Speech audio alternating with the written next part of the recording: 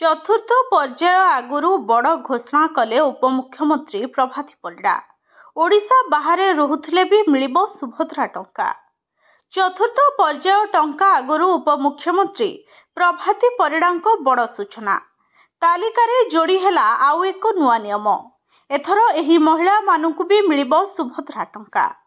ओडिशा रे बसबास करुथुबा महिला मानक पई राज्य सरकार सुभद्रा योजना लागू करिसंते, जहाँ अधीन रे सेमानकु आर्थिक सहायता प्रदान करा जाउछि। पूर्वरु केवल ओडिशा रे रहुथुबा महिलांकु एही योजनार लाभ मिलुथला, किंतु वर्तमान आउ एक नुआ नियम जोड़ी हेई सारिछि। एणिकी ओडिशा बाहर रहुथुबा महिलांकु भी मिलिबो सुभद्रा टंका। उपमुख्यमंत्री कहिसंती अनेक माइग्रेंट महिला राज्य बाहर अछंती, सेमाने आवेदन कले टंका पाई परिबे। एपरिकी उपमुख्यमंत्री तांकु आवेदन करबाकू अनुरोध करिसंते। चतुर्थ पर्याय टंका आसिबा पूर्वरु जिला रिव्यू रे बड़ तथ्य आसिछि।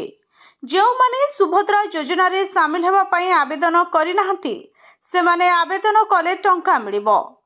शेष हिताधिकारी पाखरे सरकार पहुंचिबे बोली प्रभाती कहिसंते।